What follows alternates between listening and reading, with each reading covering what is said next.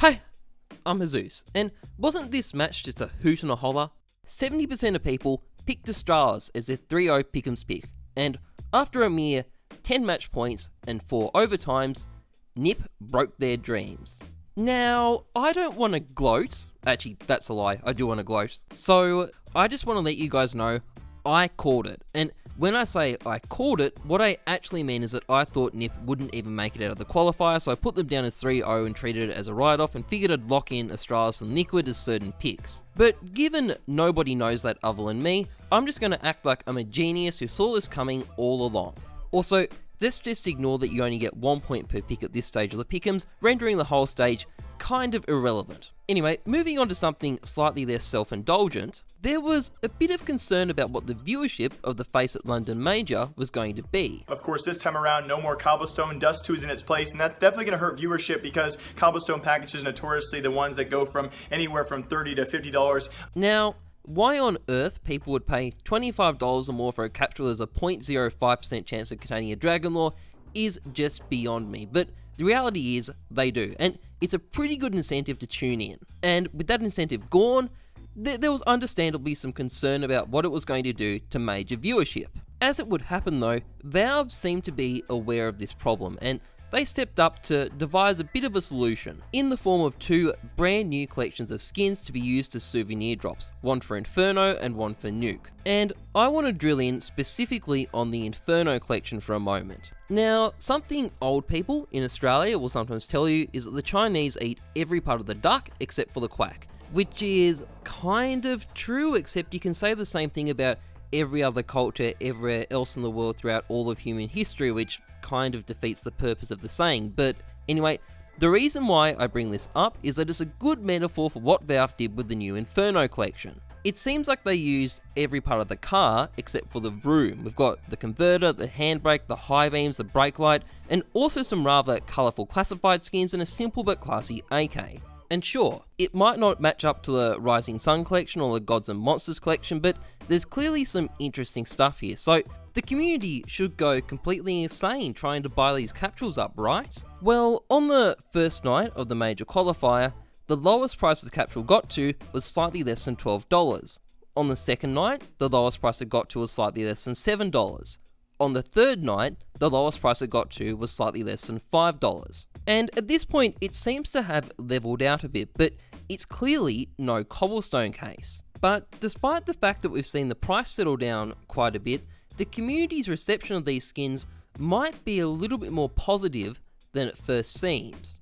For example, if we were to, say, look at the total number of souvenir capsules sold at this major so far, you might notice a bit of a discrepancy. One capsule is not like the others, and in fact, if we roll all the others into one category and just do a bit of a comparison, one collection definitely seems to be punching above its weight. It seems like people really want skins from this particular collection. In fact, if I was to try and describe it using a terrible pun, what I'd say is that the Inferno is pretty hot right now. But if people want these skins so bad, why has the price of the capsule dropped? Why has it settled at such a low point?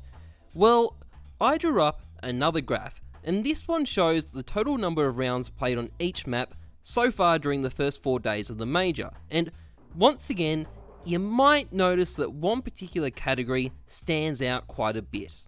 In fact, it's head and shoulders above pretty much everything else, and it actually represents about 42% of all the rounds played so far during the first 4 days of the major. And of course, since the souvenir drops come from each round that's played, this means that roughly 42% of all the souvenir drops so far have come from this particular map.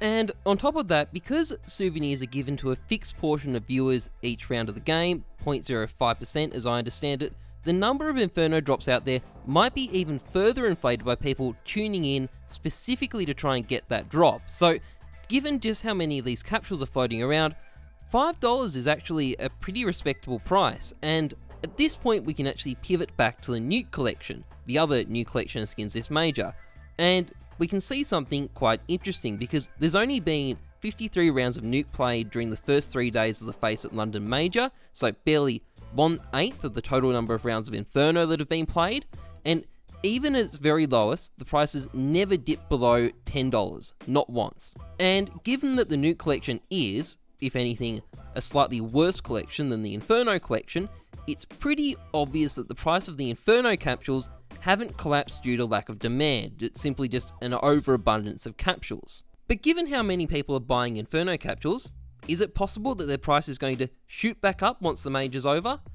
Well, obviously it's early days at this point, but I happen to have one more graph that shows something fairly interesting. This chart shows the total number of souvenir packages sold for each collection per round of that map played. It's a very good gauge of demand for each capsule relative to one another, and as you can see, Nuke is very much at the top with over 100 capsules sold per round played. But Inferno isn't in second place, it's actually in third, it's below the Overpass collection, and in all fairness, it's not even selling that much better than Mirage and Train, and for me, this kind of suggests that even though the market went gangbusters for this case and there's been heaps and heaps of them sold, there may simply be so many of them floating around now that the hype simply can't keep up.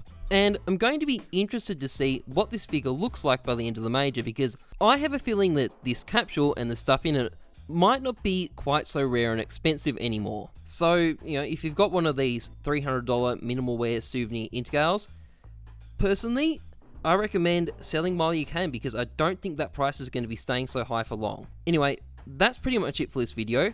If you enjoyed it, please like, comment, subscribe. Otherwise, trust the numbers, not your gut.